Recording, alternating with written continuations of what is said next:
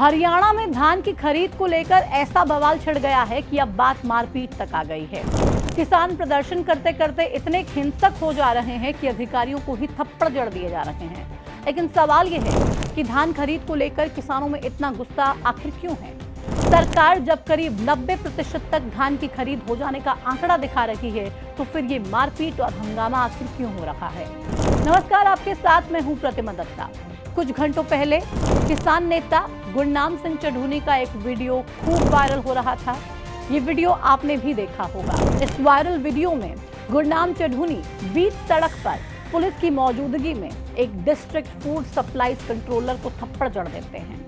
इसके बाद पुलिस गुरनाम चढ़ूनी को पकड़ लेती है, लेकिन वहां मौजूद किसान हंगामा शुरू कर देते हैं। बाद में पुलिस इन किसानों और चढ़ूनी को हिरासत में ले लेती है, लेकिन जब इन सभी को छोड़ा जाता है तो चढ़ूनी ये कहते हैं कि ये तो सिर्फ इशारा था, आगे कुछ बड़ा हो सकता है। अब जब ये वीडियो वायरल हुआ तो सवाल उठे कि आखिर गुरनाम चढ़ूनी किस बात पर अपना आपा खो बैठे। क्या एक डीएफएससी अधिकारी को बीच सड़क पर इस तरह से थप्पड़ मारना जायज है? आज की इस वीडियो में बात इसी खबर की होगी और आपको ये बताएंगे कि क्यों गुरनाम चढ़ूनी प्रदर्शन करते करते हिंसा पर उतर आए और क्यों एक सरकारी अधिकारी को बीच सड़क पर पीटा गया। साथ ही ये भी बताया जाएगा कि प्रदेश में इस समय धान खरीद की स्थिति क्या चल रही है और कितना धान अब तक खरीदा जा चुका है या फिर खरीदना बाकी है।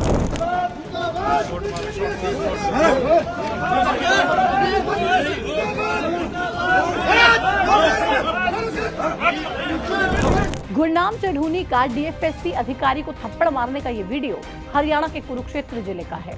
हुआ कुछ ऐसा कि कुरुक्षेत्र में 14 अक्टूबर की शाम से लघु सचिवालय के बाहर किसान धरने पर बैठे थे, लेकिन उनकी समस्या का समाधान नहीं हुआ था, जिसके चलते 15 अक्टूबर को ही धरना प्रदर्शन जारी रहा। दोपहर तक धरना शांति से चल रहा था, लेकिन फिर अचानक से माहौल गर्म होने लगा। इसी बीच जब प्रशासन और किसानों के बीच बातचीत हो रही थी तो तनाव और भी ज्यादा बढ़ गया। इसी दौरान गुरनाम सिंह चढ़ूनी बात करते करते मौके पर मौजूद district food and supply controller Rajesh Kumar को थप्पड़ जड़ देते हैं।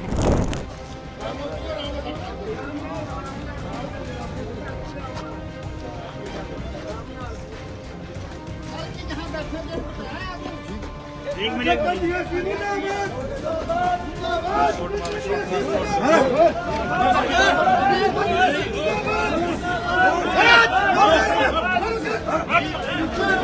गुरनाम चढ़ूनी ने जब डीएफएससी अधिकारी को थप्पड़ जड़ा तो मौके पर पुलिस भी मौजूद थी। जैसे ही चढ़ूनी ने थप्पड़ मारा, पुलिस ने चढ़ूनी को पकड़ लिया। इसके बाद पीछे से किसान नारेबाजी करने लगे। माहौल इतना तनावपूर्ण हो गया कि पुलिस को जबरन किसान नेता गुरनाम चढ़ूनी और बाकी किसानों को हिरासत में लेना पड़ा। मीडिया रिपोर्ट्स के मुताबिक पुलिस ने चढ़ूनी समेत 30 से ज्यादा किसानों को हिरासत में लिया था और फिर उन्हें थाने ले गई थी। थाने में पुलिस ने चढ़ूनी पर केस भी दर्ज कर लिया। वहीं चढ़ूनी पर केस और किसानों को हिरासत में लिए जाने के बाद कई और किसान झांसा थाने के बाहर पहुंचे और थाने के बाहर ही धरना शुरू कर दिया, जिसके चलते पुलिस फोर्स और किसानों के बीच जबरदस्त धक्का मुक्की हुई।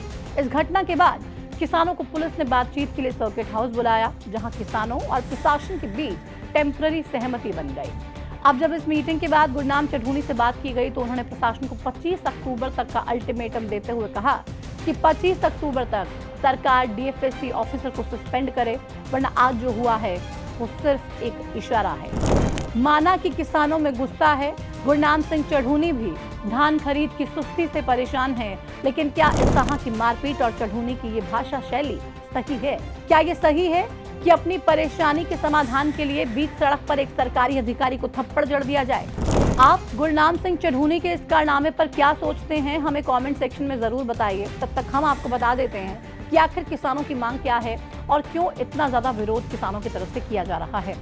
जैसा कि हम बता चुके हैं, किसानों का ये पूरा गुस्सा धान खरीद के खिलाफ है। किसानों का ये कहना है कि धान की खरीद समय पर नहीं हो पा रही है, जिसकी वजह से उठान में देरी हो रही है। अनाज मंडी में पहले से ही धान के ढेर लगे हुए हैं, जिसके चलते बाकी किसान धान मंडियों में नहीं ला पा रहे हैं। इसके अलावा किसानों का आरोप है कि जानबूझकर धान का उठान नहीं किया जा रहा है और उनके साथ भेदभाव किया जा रहा है। अब इन्हीं मांगों को लेकर किसान धरना दे चुके हैं और आगे भी धरना देने की चेतावनी दे चुके हैं।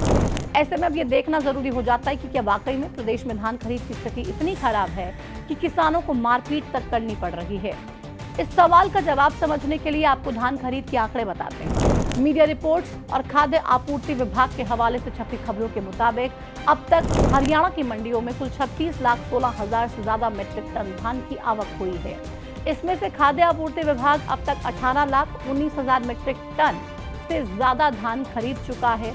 हैफेड की अगर बात करें तो वहां पे 9,69,000 मीट्रिक टन से ज्यादा धान खरीदा जा चुका है और हरियाणा वेयर हाउस कॉर्पोरेशन ने 4,69,200 मीट्रिक टन धान खरीद लिया है। कुल मिलाकर तीनों एजेंसियां अब तक 32,58,324 मीट्रिक टन से ज्यादा धान खरीद चुकी हैं। हालांकि धान के उठान में सुस्ती देखने को जरूर मिल रही है। अब तक जितना धान खरीदा जा चुका है उसमें से महज 75% यानी कि 24,65,221 मीट्रिक टन धान का ही उठान हो पाया है।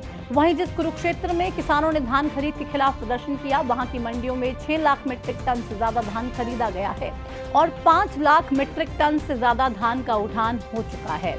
वहीं अब तक 925 करोड़ रुपए से ज्यादा का भुगतान किसानों को किए जाने की खबर है। हालांकि इस बार फसल की नमी और गुणवत्ता में कमी के चलते कई जगह पर किसानों को धान का अच्छा दाम नहीं मिल पा रहा है और कई जगह पर ऐसा धान खरीदा भी नहीं जा रहा है। अब देखा जाए तो किसानों के विरोध की मुख्य वजह में से ये एक जरूर है। बहरहाल अब सरकारी आंकड़े तो प्रदेश भर में 90% तक धान खरीद दिखा रहे हैं, लेकिन किसान ये आरोप लगा रहे हैं कि धान खरीद हो ही नहीं रही है। ऐसे में अब देखना ये होगा कि 25 अक्टूबर के बाद किसान क्या करते हैं और तब तक हरियाणा में धान खरीद की स्थिति क्या बनती है। आपके शहर में किसान क्या कह रहे हैं, वहां पर धान खरीद में कितनी परेशानियां या फिर कितनी आसानी है किसानों के लिए, क्या स्थिति है, कमेंट सेक्शन में जुड़िए और जरूर बताइए। और अगर आप खुद भी किसान हैं तो अपनी बात हमारे साथ कमेंट सेक्शन में जरूर साझा कीजिए। आपकी बात को सरकार तक पहुंचाने का हम काम करेंगे, क्योंकि आपको सबसे पहले ये बताना पड़ेगा कि वाकई में वास्तव स्थिति ग्राउंड पे क्या है। तमाम चीज़ों को लेकर आप कमेंट सेक्शन में हमारे साथ जुड़ सकते हैं और बता सकते हैं कि ग्राउंड पे क्या वाकई में परेशानी है, या फिर सरकार जो कह रही है कि चीज़ें बहुत अच्छी चल रही हैं, आपको भी लगता है कि तमाम चीज़ें वैसे ही चल रही हैं। कोई परेशानी होगी तो उस आवाज़ को सरकार तक पहुँचाने का काम हम करेंगे।